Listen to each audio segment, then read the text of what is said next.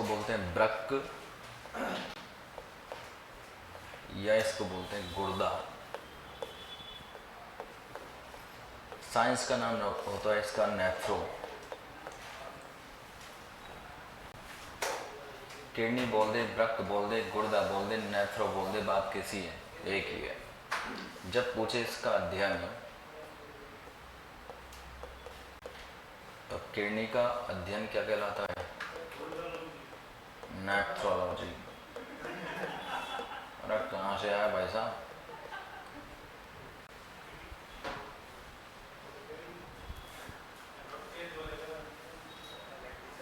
लिख देना।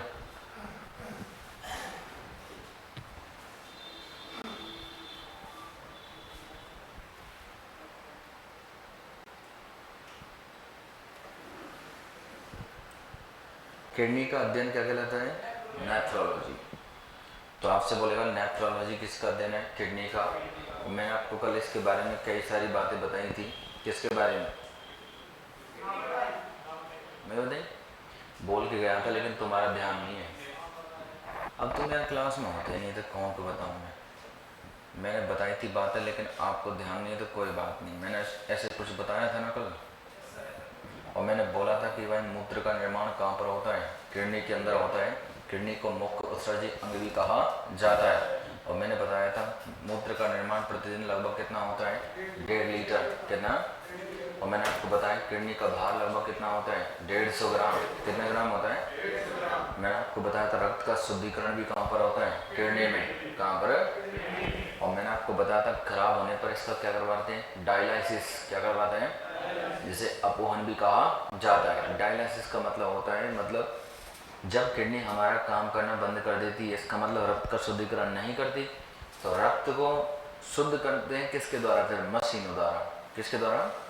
और मशीनों के द्वारा जब रक्त को शुद्ध किया जाता है तो प्रक्रिया को क्या बोलते हैं? डायलिसिस। क्या बोलते हैं? तो मैंने इसका नाम तो क्या दिया था? किडनी। अरे क्या दिया था? और किडनी को क्या बोला है? वृक्क। वृक्क को क्या बोलते हैं? गुर्दा। गुर्दा को क्या बोलते हैं? नेफ्रो। ये होती है मूत्र वाहिनी।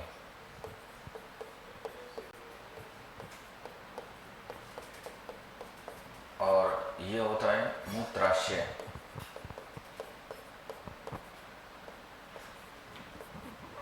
और ये होता है मूत्र मार्ग। दोबारा सुनो, एक बार फिर बता रहा हूँ। मैंने आपको बताया किडनी का अध्ययन क्या कहलाता है? नेफ्रोलॉजी। किडनी की उत्सर्जन की इकाई को बोलते हैं नेफ्रॉन। क्या बोलते हैं? नेफ्रॉन। एक सामान्य व्यक्ति की किडनी का भार लगभग कितना होता है? 150 ग्राम। कितने ग्राम? मैंने बताया रक्त का शुद्धिकरण कहाँ पर होता है? किडनी में। मूत्र का निर्माण कहाँ पर होता है? किडनी में। मुख्य उत्सर्जी अंग किसको कहा जाता है? किडनी को। खराब होने पर क्या करवाते हैं? डायलिसिस। क्या बोलते हैं? डायलिसिस को हिंदी में बोलते हैं अपोहन। क्या बोलते हैं? अपोहन। प्रतिदिन व्यक्ति में लगभग कितने मूत्र का निर्माण होता है किडनी में? 1.5 लीटर। कितने लीटर? ये छोटी छोटी सी बात है किडनी की, लिख लेते हैं जरा। हेडिंग क्या लगाई? किडनी, वृक्क, गुर्दा या नेफ्रो। अध्ययन लिख दिया, नेफ्रोलॉजी। अब अगली लाइन से लिखना है। इसमें लिखना एक सामान्य व्यक्ति के किडनी का भार, एक सामान्य व्यक्ति के किडनी का भार लगभग 150 ग्राम होता है। एक सामान्य व्यक्ति के किडनी का भार लगभग 150 ग्राम होता है। कितना होता है? लगभग 150 ग्राम। अगली लाइन से किडनी की क्रियात्मक इकाई को, किडनी की क्रियात्मक इकाई को, किडनी की क्रियात्मक इकाई को नेफ्रॉन कहा जाता है। किडनी की क्रियात्मक इकाई को क्या बोलते हैं? नेफ्रॉन। किडनी की क्रियात्मक इकाई को नेफ्रॉन कहा जाता है। अगली लाइन से रक्त का शुद्धिकरण, रक्त का शुद्धिकरण किडनी में होता है। रक्त का शुद्धिकरण कहाँ पर होता है? किडनी में। अगली लाइन से, मूत्र का निर्माण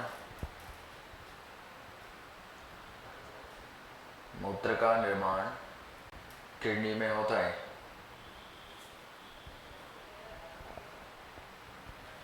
मूत्र का निर्माण किडनी में होता है। अगली लाइन से, किडनी को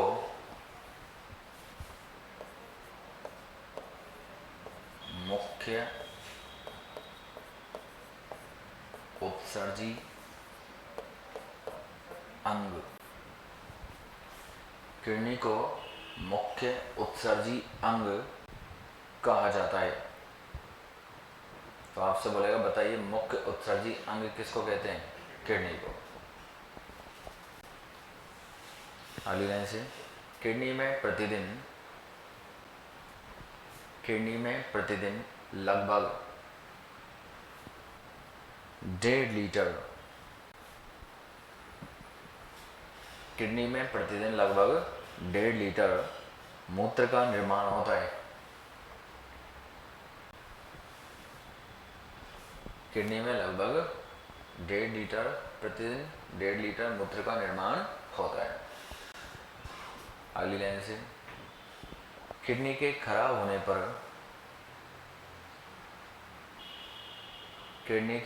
होने पर डायलाइसिस कोष्ठक में अपोहन, किडनी के खराब होने पर डायलाइसिस कोष्ठक में अपोहन किया जाता है।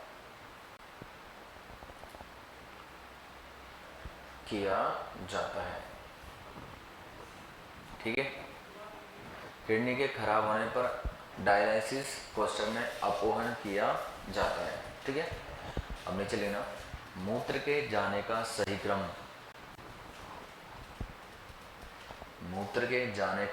क्रम, तो सबसे पहले निर्माण तो कहाँ पर हुआ? किडनी में, फिर मूत्र वाहिनी,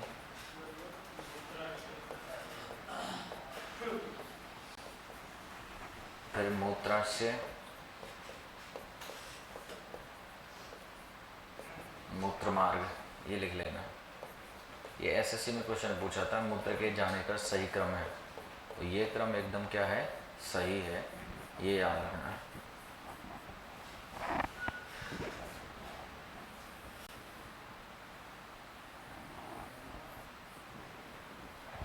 ये जो बनाया ना मैंने, इसलिए बनाया।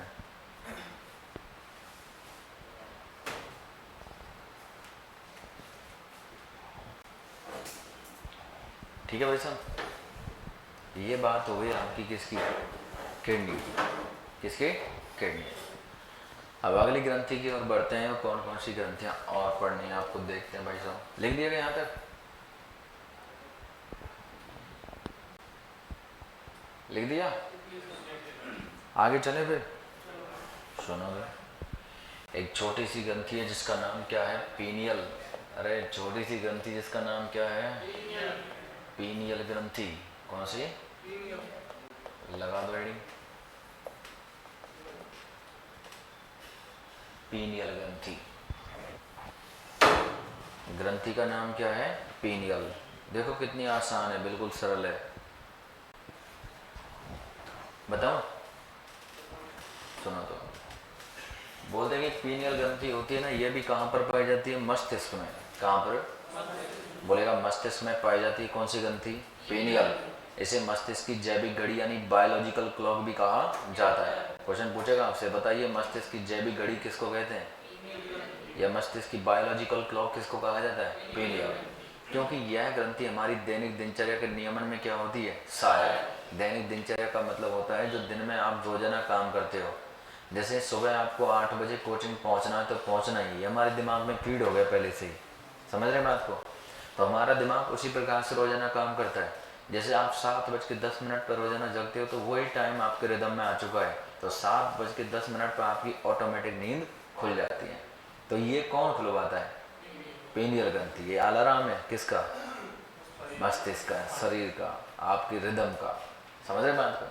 ऐसे मस्तिष्क की तीसरी आंख भी कहा जाता है। तो बोलेगा मस्तिष्क की तीसरी आंख किसको कहते हैं? ऐसे मस्तिष्क की रेत भी कहा जाता है। मस्तिष्क की रेत किसको कहते हैं? पीनियल। किसको? और भी देखो दो चार बातें और भी पूछता है। कौन कौन सी? कि बोलते हैं कि पीनियल ग्रंथि से एक हार्मोन निकलता है जिसका नाम होता है मेलेटोनिन। कौन सा? जो कि त्वचा के रंग निर्धारण में क्या होता है? सहायक। और भी क्वेश्चन पूछता है कि ये ग्रंथि ताप से प्रभावित होती है। कौन सी ग्रंथि? कौन सी? बोला तो करो कम से कम। चुपचाप बैठे रहते हैं यूं आराम से, नींद आती है। फिर मैंने बताया ये मस्तिष्क में पाई जाती है। कहाँ पर पाई जाती है? जैसे मस्तिष्क की बायोलॉजिकल क्लॉक यानी जैविक घड़ी भी कहा जाता है। जैसे मस्तिष्क की तीसरी आंख भी कहा जाता है। जैसे मस्तिष्क की रेत भी कहा जाता है। दैनिक दिनचर्या के नियमन में क्या होती है? सहायक। ये ताप से प्रभावित होती है। कौन सी ग्रंथि? एक हार्मोन निकलता है जिसका नाम है मेलेटोनिन। कौन सा? जो कि त्वचा के रंग निर्धारण में क्या होता है? सहायक। लेकिन छोटी सी ग्रंथि, चाल लाइन लिखना। इस ग्रंथि को मस्तिष्क की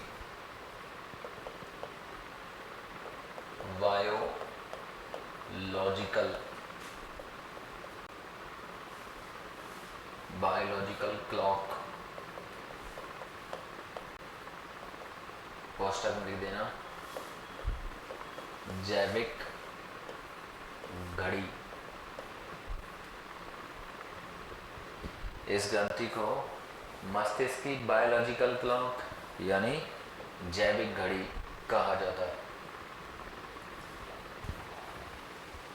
तो मस्तिष्क की बायोलॉजिकल क्लॉक या जैविक घड़ी किस ग्रंथि को कहते हैं? पीनियल। ठीक है, चलें अगली लाइन पे। इस ग्रंथि को मस्तिष्क की तीसरी आंख, इस ग्रंथि को मस्तिष्क की तीसरी आंख भी कहा जाता है। इस ग्रंथि को मस्तिष्क की तीसरी आंख भी कहा जाता है। तो मस्तिष्क की तीसरी आंख कौन सी ग्रंथि को कहते हैं? पीनियल। इस ग्रंथि को मस्तिष्क की तीसरी आंख भी कहा जाता है। अगली लाइन से, इसे मस्तिष्क की रेत, इसे मस्तिष्क की रेत भी कहा जाता है। मिट्टी, रेत, ऐसे मस्तिष्क की रेत भी कहा जाता है। कौन सी ग्रंथि को? पीनियल। अगली लाइन से, यह ग्रंथि ताप से प्रभावित होती है। यह ग्रंथि ताप से प्रभावित होती है। टेम्परेचर इस ग्रंथि को क्या करता है? प्रभावित करता है। अगली लाइन से, यह ग्रंथि हमारी दैनिक दिनचर्या,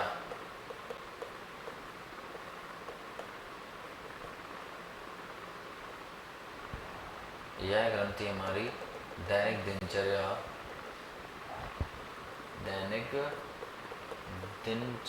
के नियमन में, यह ग्रंथि हमारी दैनिक दिनचर्या के नियमन में सहायक होती है। तो आपसे बोलेगा बताइए दैनिक दिनचर्या के नियमन में कौन सी ग्रंथि सहायक होती है? पीनियल। कौन सी? पीनियल। आसान है, सरल है, एक लाइन और लिख दो।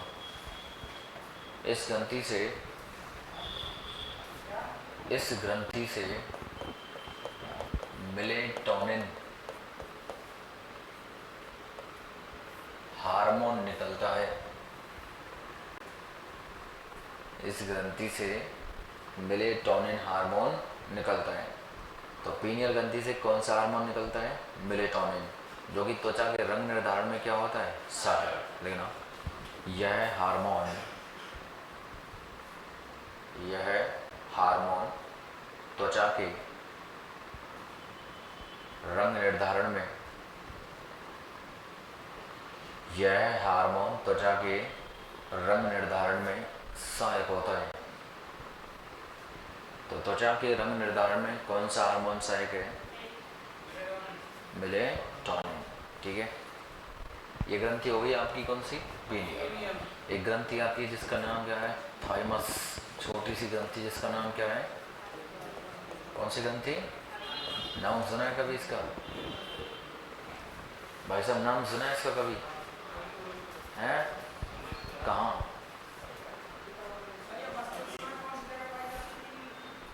अब ऐसे कोई वो नहीं है, जैसे पीयूष ग्रंथि उसका स्थान तो फिक्स है, सेला टर्सिका नामक स्थान पर पाई जाती है, लेकिन मस्तिष्क के अग्र भाग में बोल सकते हैं। कौन सी ग्रंथि? अरे भाई काका, मस्तिष्क की नर्व से जुड़ी होती है सारी ग्रंथियाँ। नर्व्स का मतलब मस्तिष्क की जो सेल्स होती है ना, उनसे जुड़ी होती है ग्रंथियाँ। ठीक है, अब कोई स्पेशली चीज़ तो है नहीं कि भाई,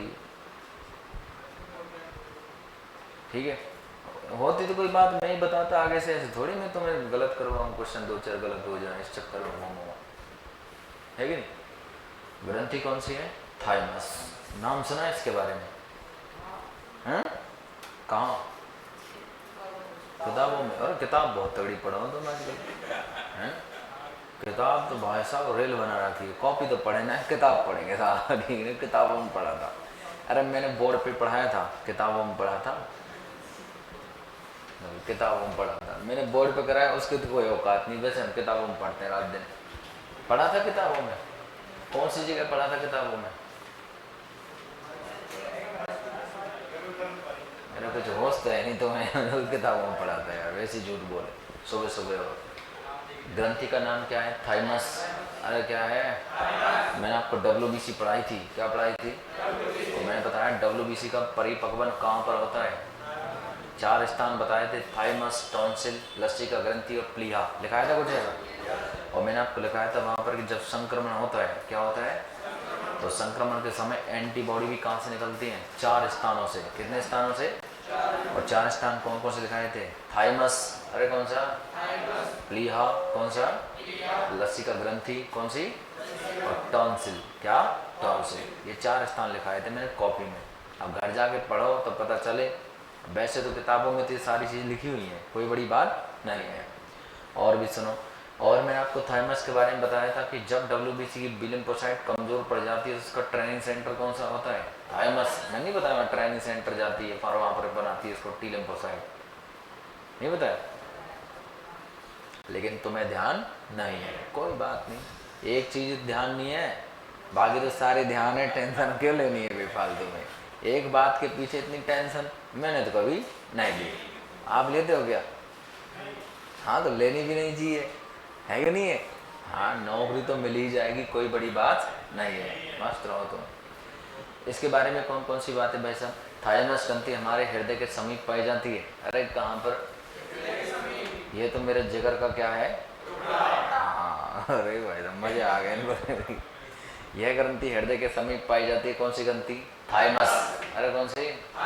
लेकिन मैं आपको बताया बचपन में कैसी होती है? सक्रिय। वयस्क होने पर क्या हो जाती है? नहीं सुनाई थी उस दिन कहानी ऐसी छोटी सी? बचपन में क्या होती है? सक्रिय। वयस्क होने पर क्या हो जाती है? निष्क्रिय। मैंने आपको बताया था थाइमस ग्रंथि में WBC की बी लिम्फोसाइट। अरे कौन सी? अरे बोला करो, गरीब आदमी हो। WBC की बी लिम्फोसाइट में टी लिम्फोसाइट का क्या होता है? परिपक्वन।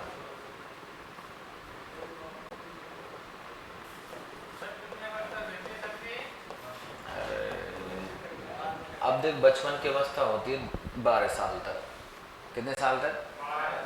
खुद दिमाग लगाया करो। 12 से 14 में यौवन अवस्था लग जाती है, जब आपके द्वितीय लैंगिक लक्षण प्रकट होना स्टार्ट हो जाते, दाढ़ी मूछ आना। अब लगा ले तेरी दाढ़ी मूछ कब आए थे, तुम्हें याद ही नहीं है। अपने आप आ गए और अपने आप ही, अभी तो नहीं गए, बाद में जाएंगे बुढ़ापे में, ठीक है। अरे बचपन की अवस्था कब होती है? 12 साल तक। कितने साल तक? और जब 14 से 16 साल का हो जाता ना आदमी, 14 से 16 तो पुरुष और 12 से 14 महिलाएं। अरे समझ गई बात को? तो यहाँ से बचपन अवस्था खत्म हो जाती है, ठीक है, ठीक है। हाँ, तो मैंने बताया WBC की बी लिम्फोसाइट में टी लिम्फोसाइट का परिपक्वन कहाँ पर होता है? थाइमस ग्रंथि। अरे कहाँ पर है? और मैंने आपको वहाँ पर लिखाया था संक्रमण के समय एंटीबॉडी कहाँ से निकलती हैं? थाइमस से। अरे कहाँ से? इसलिए इसे प्रतिरक्षी ग्रंथि भी कहा जाता है। कौन सी ग्रंथि? प्रतिरक्षी का मतलब होता है क्या है? एंटीबॉडी। अरे क्या होती है? तो एंटीबॉडी वाली ग्रंथि होती है कौन सी? कौन कौन सी? थाइमस। इतनी बात है इसकी, दोबारा सुने। हृदय के समीप पाई जाती कौन सी ग्रंथि? थाइमस। बचपन में कैसी होती है? सक्रिय। वयस्क होने पर क्या हो जाती है? WBC की बी लिम्फोसाइट बेड टी लिम्फोसाइट का परिपक्वन कहाँ पर होता है? थाइमस में। कहाँ पर? और लास्ट लाइन मैंने बताई थी आपको क्या, कि इसे प्रतिरक्षी ग्रंथि भी कहा जाता है। किसको? खत्म क्या? लिख लो, लिखना। यह ग्रंथि हमारे हृदय के समीप, यह ग्रंथि हमारे हृदय के समीप छाती में स्थित होती है। यह ग्रंथि हमारे हृदय के समीप छाती में स्थित होती है। कौन सी ग्रंथि? थाइमस। अगली लाइन से, इसे प्रतिरक्षी ग्रंथि, इसे प्रतिरक्षी ग्रंथि भी कहा जाता है। इसे प्रतिरक्षी ग्रंथि भी कहा जाता है। तो आपसे बोलेगा बताइए प्रतिरक्षी ग्रंथि किसको कहते हैं? थाइमस। अगली लाइन से, इस ग्रंथि में WBC की बी लिम्फोसाइट व टी लिम्फोसाइट, इस ग्रंथि में WBC की बी लिम्फोसाइट व टी लिम्फोसाइट का परिपक्वन होता है। इस ग्रंथि में WBC की बी लिम्फोसाइट व टी लिम्फोसाइट का क्या होता है? परिपक्वन। लिख देंगे परिपक्वन। परिपक्वन का मतलब मजबूती प्रदान होती है। ठीक है। अगली लाइन से, यह ग्रंथि बचपन में सक्रिय होती है। यह ग्रंथि बचपन में सक्रिय होती है तथा वयस्क होने पर निष्क्रिय हो जाती है। यह ग्रंथि बचपन में कैसी होती है? सक्रिय। तथा वयस्क होने पर क्या हो जाती है? निष्क्रिय हो जाती है। कौन सी ग्रंथि? अगली ग्रंथि आती है अग्नाशय।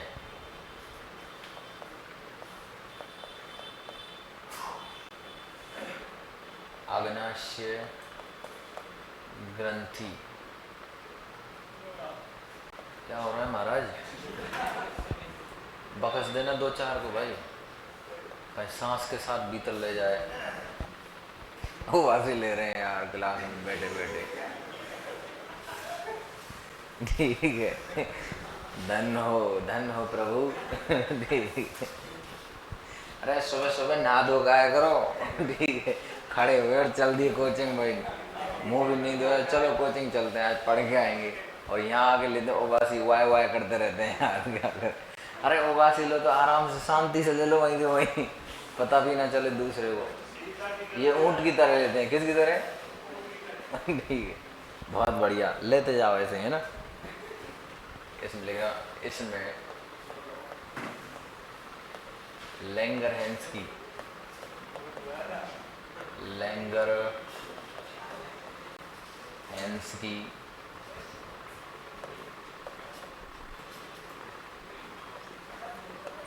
दीप शिखाएं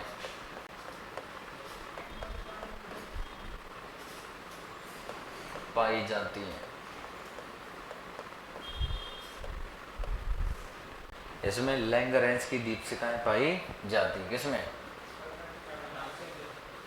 बिल्कुल इम्पोर्टेंट लाइन है, बहुत बार पूछी है, कम से कम 3 करोड़ बार आ चुकी है लाइन। कितनी बार? आपकी बार कितने हो जाएंगे? एक बार में 1 करोड़ बढ़ा रहे हैं। बड़े होशियार हैं यार मैथ में भी दम दो। अच्छा, एक बार में 1 करोड़ बढ़ा देंगे, 4 करोड़ हो जाएंगे अगली बार। कितने होशियार छोरे हैं। अरे पढ़ने आया करो डेली। किसी दिन आते हैं, कोई आराम छुट्टी मना लेता है, कोई कहीं भाग जाता है, कोई कहीं भाग जाता है। तो रोजाना पढ़ने क्यों नहीं आते?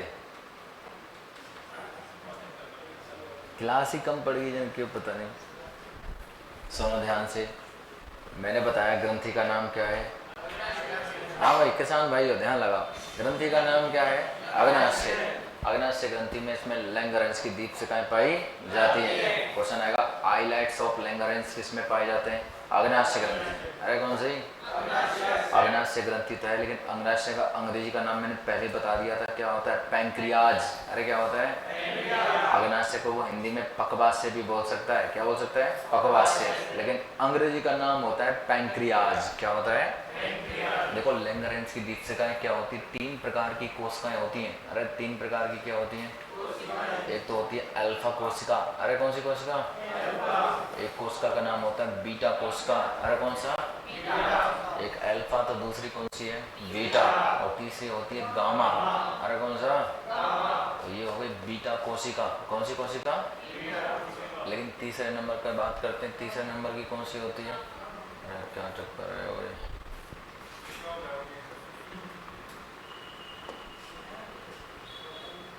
गामा को बोलते हैं डेल्टा कोशिका। क्या बोलते हैं? डेल्टा। तो गामा कोशिका बोलते, डेल्टा कोशिका बोलते, बात एक ही है। बात कैसी है? एक। 3 प्रकार की कोशिका है, अल्फा बीटा गामा। अरे अल्फा बीटा बंदर तेरा बड़े होशियार से रेटे, बेनाइन आंसर, बेनाइन क्वेश्चन आंसर आ रहे, देख लो। अल्फा कोशिका से निकलता है हार्मोन। क्या निकलता है? और इसका नाम होता है ग्लूकागोन। अरे क्या होता है? ग्लूकागोन। ग्लूकागोन एक प्रकार का क्या होता है? हार्मोन। अरे क्या होता है? इसका काम है जब हमारे शरीर में ग्लूकोज का स्तर कैसा हो जाए? कम। अरे कैसा हो जाए? तो ग्लूकोज के स्तर को बढ़ाने का काम करता है कौन सा? ग्लूकागोन। अरे कौन सा? तो बोल सकते हैं यह हमारे शरीर में ग्लूकोज के स्तर को, ग्लूकोज के स्तर को बढ़ाता है, बढ़ाता है। कौन सा हार्मोन? ग्लूकागॉन। दूसरी कोशिका कौन सी होती है? अरे बोला करो सब यार। बीटा कोशिका। बीटा कोशिका से एक हार्मोन निकलता है जिसका नाम है इंसुलिन। अरे क्या नाम है? कौन सा हार्मोन? इंसुलिन। इंसुलिन भी क्या होता है? हार्मोन। अरे क्या होता है? तो बात करते हैं इंसुलिन, ये तो बढ़ाता है ग्लूकोज के स्तर को, और इंसुलिन क्या कर देता है? कम। तो बोलते हैं कि यह ग्लूकोज के स्तर को, ग्लूकोज के स्तर को कम करता है। कौन सा? कौन सा? इंसुलिन। तीसरे का नाम, कोशिका का नाम क्या है? गामा कोशिका या डेल्टा कोशिका। इससे निकलता है एक हार्मोन जिसका नाम है सोमेटोस्टेटिन। Somatostatin hormone. अब देखो सोमेटो का मतलब होता है शरीर, सोमेटो का मतलब क्या होता है? शरीर। स्टे का मतलब होती है रुकावट। क्या होती है? तो नाम से पता चल रहा है इसका, तो ये शारीरिक वृद्धि को रोक देता है। कौन सा? और ये कहाँ से निकलता है? कहाँ से निकलता है भाई? गामा से। यह शारीरिक वृद्धि को रोकता है, रोकता है। दोबारा सुनो एक बार फिर से, फिर टीपना। टीपा तब तो है ही नहीं तुमने, ना वैसे ही बैठे थे आराम से। मैंने बताया था क्वेश्चन आएगा लैंगरेंस की दीपशिकाएं किस में पाई जाती हैं? अग्नाशय। अरे किसमें? आइलैट्स ऑफ लैंगरेंस। हिंदी में लिखा आएगा आइलैट्स ऑफ लैंगरेंस किस में पाए जाते हैं? अग्नाशय। 3 प्रकार की कोशिका कौन कौन सी? Alpha beta gamma. अरे कौन सी?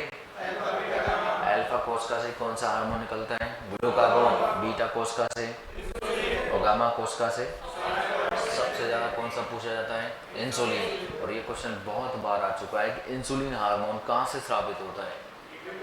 ये ऑप्शन में नहीं आती। ऑप्शन में क्या आता है? अग्नाशय। ग्लूकागोन हार्मोन कहाँ से निकलता है? अग्नाशय। सोमेटोस्टेटिन कहाँ से निकलता है? अग्नाशय।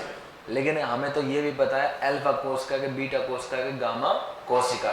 फिर भी ये तो बहुत बड़ी बात है, समझ गए बात को? हमें पता होना चाहिए। ग्लूकागॉन का काम हमारे शरीर में ग्लूकोज के स्तर को बढ़ाने का काम करता है, कौन सा? ग्लूकागॉन। हमारे शरीर में ग्लूकोज के स्तर को कम करता है, कौन सा? इंसुलिन। लेकिन शारीरिक वृद्धि को रोकने का काम करता है, कौन सा? सोमेटोस्टेटिन। सोमेटो। तो ये है कौन सी ग्रंथि? टीप लो इसको।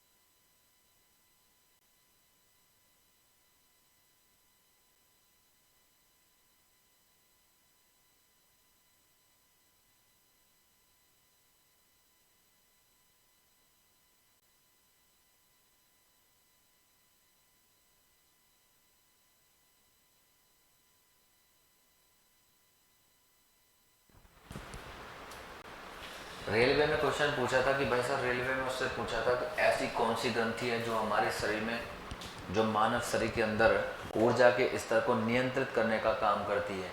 ऐसे क्वेश्चन बोला था। मानव शरीर में ऐसी कौन सी ग्रंथि है जो कि ऊर्जा के स्तर को नियंत्रित करने का काम करती है? तो आपका आंसर तो अविनाश से आता। क्या आता है? क्योंकि गौर करो बात पर, यहाँ पर ग्लूकोज के स्तर को बढ़ाता है, यहाँ पर ग्लूकोज के स्तर को क्या करता है? कम। इसका मतलब जब ग्लूकोज के स्तर बहुत कम मात्रा में हो जाए तो बढ़ाने का काम तो कौन सा करेगा? ग्लूकागॉन। और जब ग्लूकोज का स्तर बहुत ज़्यादा हो जाए तो उसको कम करेगा कौन सा? इंसुलिन। तो ऊर्जा का स्तर नियंत्रित करने का काम कौन सी ग्रंथि करती है? ध्यान रखना, रख लेंगे, लिख लो एक लाइन और इम्पोर्टेंट लगा के। अग्नाशय ग्रंथि, अग्नाशय ग्रंथि हमारे शरीर में, अग्नाशय ग्रंथि हमारे शरीर में ऊर्जा के स्तर को नियंत्रित करती है। अग्नाशय ग्रंथि हमारे शरीर में ऊर्जा के स्तर को क्या करती है? नियंत्रित। ठीक है, तो हमारे शरीर में ऊर्जा के स्तर को नियंत्रित करने का काम कौन सी ग्रंथि करती है? अग्नाशय। कौन सी? देखो लड़कों, बात करते हैं अग्नाशय से निकलता है इंसुलिन। अरे क्या निकलता है? इंसुलिन के बारे में भी बहुत सारी बातें पूछी जाती हैं, तो हेडिंग लगाना कॉपी में, इंसुलिन। क्वेश्चन पूछता है इंसुलिन की संरचना के बारे में सबसे पहले किसने बताया था? तो आंसर आता है Frederick Sanger. Frederick Sanger.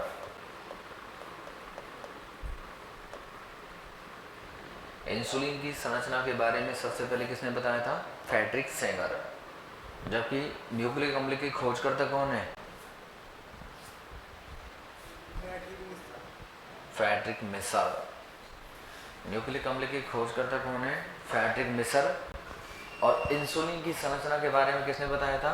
Frederick Sanger. दोनों वैज्ञानिक अलग अलग हैं, ध्यान रखना। रख लेंगे ध्यान? रख लेंगे ध्यान, तो कोई बड़ी बात नहीं। सुनो इंसुलिन के बारे में। बोलते हैं कि इंसुलिन एक प्रकार का प्रोटीन होता है। इंसुलिन एक प्रकार का क्या होता है? प्रोटीन। इंसुलिन एक प्रकार का क्या होता है? प्रोटीन। जब प्रोटीन किससे मिलकर बना होता है? प्रोटीन अमीनो अम्लों से मिलकर बना होता है। इसका मतलब क्या हुआ कि इंसुलिन एक प्रकार का प्रोटीन है, तो प्रोटीन है तो इसमें क्या मिलेंगे? अमीनो अम्ल। इसका मतलब यह है कि इंसुलिन में 51 प्रकार के अमीनो अम्ल पाए जाते हैं। कितने प्रकार के? आपसे क्वेश्चन बोलेगा बताइए इंसुलिन में कितने प्रकार के अमीनो अम्ल पाए जाते हैं? क्योंकि इंसुलिन एक प्रकार का क्या होता है? प्रोटीन। क्या होता है? प्रोटीन। लिख लो एक लाइन। इंसुलिन एक प्रकार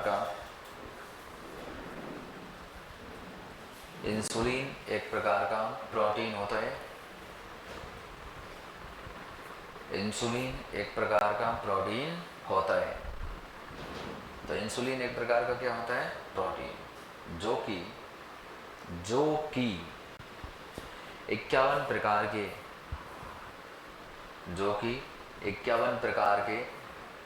अमीनो अम्लों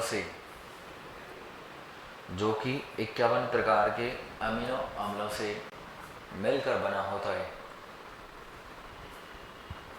जो कि 51 प्रकार के अमीनो अम्लों से मिलकर बना होता है। तो इंसुलिन में कितने प्रकार के अमीनो अम्ल पाए जाते हैं? 51। कितने? 51। ठीक है। अब अगली लाइन सुनिए। मानव द्वारा बनाया गया प्रथम इंसुलिन। मानव द्वारा बनाया गया प्रथम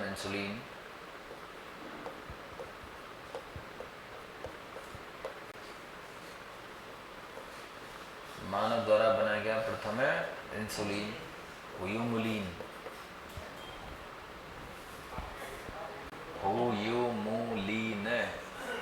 दिख जाएगा ह्यूमुलीन। मानव द्वारा बनाया गया प्रथम इंसुलिन का नाम क्या है? ह्यूमुलीन। ये ई की मात्रा है ना, इसको देख लेना, थोड़ी सी छोटी सी लग गई, बड़ी लगानी थी ना। तो मैंने आपको बताया मानव द्वारा बनाया गया प्रथम इंसुलिन का नाम क्या है? ह्यूमुलीन। नीचे लेना। इसे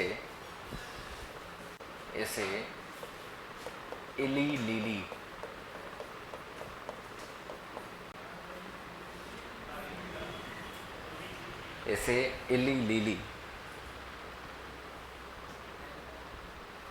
इसे इली लीली के वैज्ञानिकों ने बनाया। इसे किसने बनाया था? इली लीली के वैज्ञानिकों ने। किसको? ह्यूमुलीन को। किसको? बोले ना है तुम बताइए। ठीक है, चलो कोई बात नहीं, याद रख लेना। तो बोले चाहे ना बोले कोई फर्क ना पड़े। मैंने आपको बताया क्या? इंसुलिन की कमी के कारण एक रोग होता है मधुमेह। अरे कौन सा? एक तो रोग मधुमेह और एक होता है उदकमेह। कौन सा? उदकमेह रोग का कारण क्या है? उदकमेह रोग का कारण क्या है? हाँ मैंने लिखवाया तभी तो पूछ रहा हूँ। मैं नहीं लिखवा तो मैं पूछता नहीं, मुझे पता नहीं। वो जो चीज़ लिखवाई नहीं वो तो याद हो ही नहीं सकती। अरे तू भी तो होशियार है।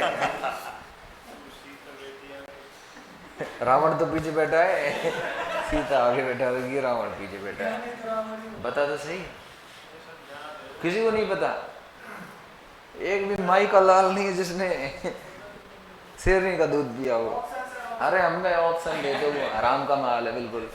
ऑप्शन जी है यार। अरे जो चीज़ पढ़ा दी वो तो याद होनी चाहिए। कल ही परसों तो पढ़ाई गई थी, जिसका नाम क्या है? देख भाई ढूंढ रहा है लेकिन मिल नहीं रहा है। इस ग्रंथि का नाम तब पीयूष ग्रंथि। कौन सी ग्रंथि? पीयूष ग्रंथि से एक हार्मोन निकलता है एडीएच। कौन सा? एंटी डायूरेटिक हार्मोन, जिसकी कमी के कारण रोग कौन सा होता है? उदक में, जिसे डायबिटीज इंसिपिड्स भी कहा जाता है। और मैंने बोला था मैं आगे बताऊंगा मधुमेह, डायबिटीज मिलेटस। जब मैं पूछूंगा बताओ उदक में रोग का कारण, बता देंगे? मैं हाँ बता देंगे। कौन कौन बता देंगे? सब बता देंगे। अब देख लो, तुम घर पे नहीं पढ़ते, इसका रिजल्ट ये है। 20 तो 51 कोई जरूरत थोड़ी कि भाई साहब कि बाहर नहीं बनाए जा सकते। अमीनो अम्ल बाहर बहुत सारे होते हैं। मानव शरीर में टोटल कितने पाए जाते हैं? 20। ठीक है। क्या क्या जोर से बोला कर, बोले तो सुनो। तो मैंने आपको बताया क्या, इंसुलिन की कमी के कारण रोग होता है मधुमेह। कौन सा? जैसे बोलते हैं डायबिटीज मिलेटस। और एडीएच की कमी से रोग होता है कौन सा? उदक में, जैसे बोलते हैं डायबिटीज इंसिपिड्स। डायबिटीज इंसिपिड्स, जिसमें रोगी को बार बार पेशाब आता है। तो लिखना एक लाइन, इंसुलिन की कमी के कारण, इंसुलिन की कमी के कारण व्यक्ति को मधुमेह, कोष्ठक में डायबिटीज मिलेटस,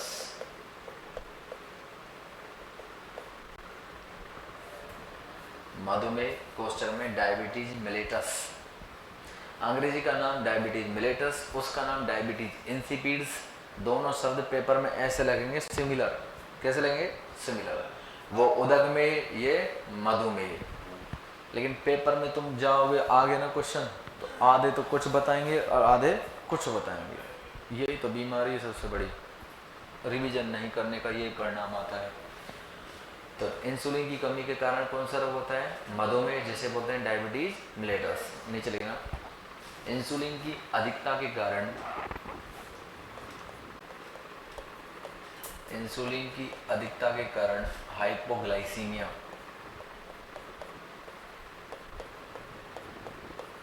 इंसुलिन की अधिकता के कारण कौन सा होता है? हाइपोग्लाइसीमिया।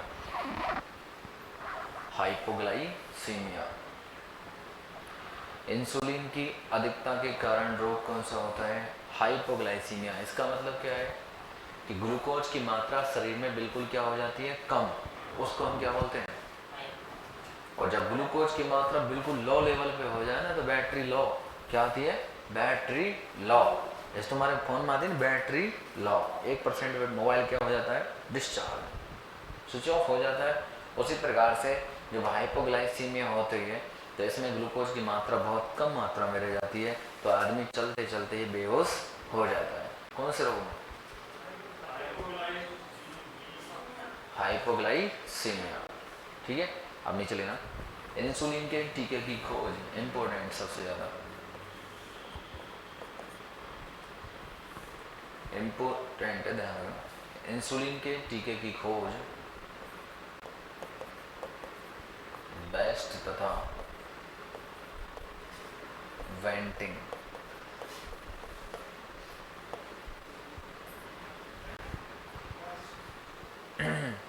इंसुलिन के टीके की खोज किसने की थी? वेस्ट तथा वेंटिंग।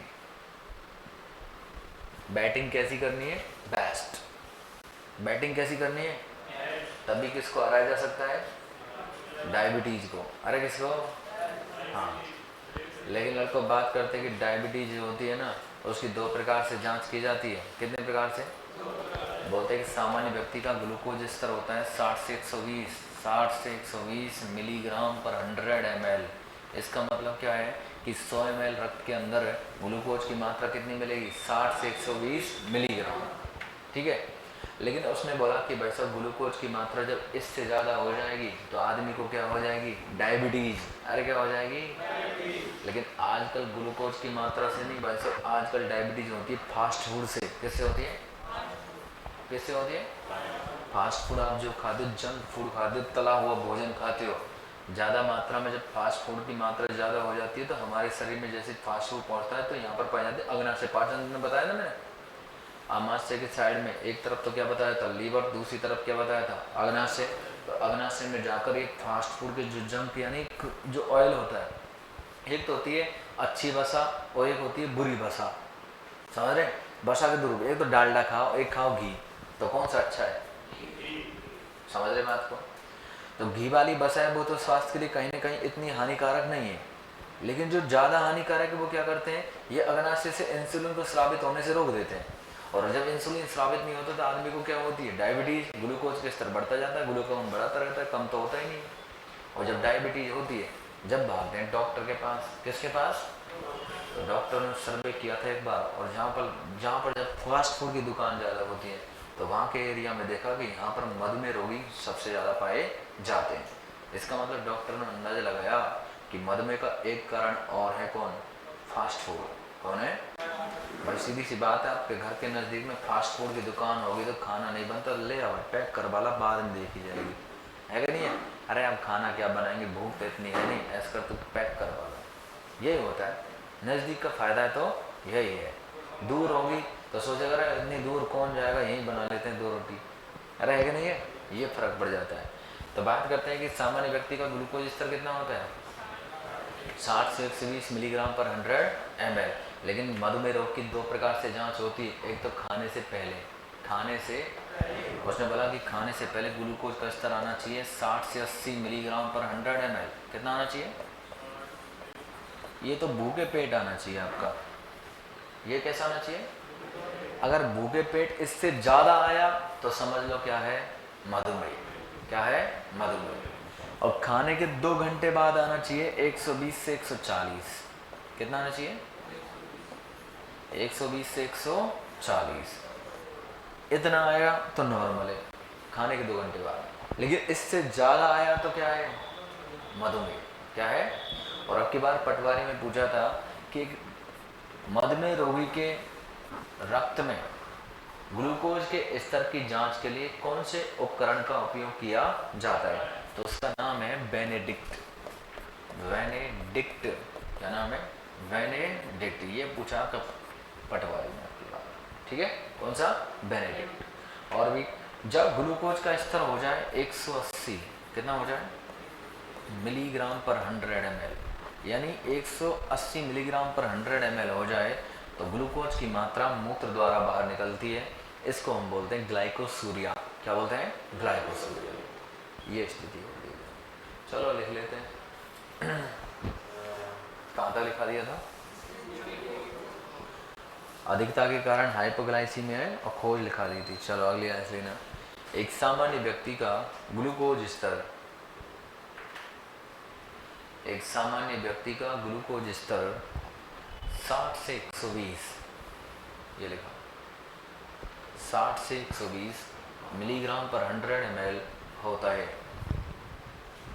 एक सामान्य व्यक्ति का ग्लूकोज स्तर कितना होता है? 60 से 120 मिलीग्राम पर 100 ml। तो एक सामान्य व्यक्ति का ग्लूकोज स्तर कितना है भाई साहब? 60 से 120 मिलीग्राम पर 100 ml, ठीक है? अब नीचे लिखेंगे खाने से पहले, खाने से पहले ग्लूकोज का स्तर, खाने से पहले ग्लूकोज का स्तर 60 से 80, ये वाला, खाने से पहले ग्लूकोज का स्तर 60 से 80 मिलीग्राम पर 100 ml होता है। 60 से 80 मिलीग्राम पर 100 ml होता है। ये होता है खाने से। अब हम चलेंगे खाने के 2 घंटे बाद, खाने के 2 घंटे बाद ग्लूकोज का स्तर, खाने के 2 घंटे बाद ग्लूकोज का स्तर 120 से 140, 120 से 140 मिलीग्राम पर 100 ml होता है। ये होता है खाने के 2 घंटे बाद। अब नीचे लिखना, मानव शरीर में ग्लूकोज के स्तर की जांच, मानव शरीर में ग्लूकोज के स्तर की जांच बेनेडिक्ट, मानव शरीर में ग्लूकोज के स्तर की जांच बेनेडिक्ट नामक उपकरण से की जाती है। बेनेडिक्ट नामक उपकरण से की जाती है। तो क्वेश्चन आएगा एक मधुमेह रोगी में उसके रक्त में शर्करा के स्तर की जांच कौन से उपकरण से की जाती है? बेनेडिक्ट। ठीक है, अली लाइन से जब ग्लूकोज का स्तर 180 मिलीग्राम पर 100 ml, जब ग्लूकोज का स्तर 180 मिलीग्राम पर 100 ml से अधिक हो जाता है, जब ग्लूकोज का स्तर कितना हो जाता है भाई साहब? 180 मिलीग्राम पर 100 ml से अधिक हो जाता है तो ग्लूकोज की मात्रा मूत्र द्वारा बाहर निकलती है। तो ग्लूकोज की मात्रा मूत्र द्वारा बाहर निकलती है। इस स्थिति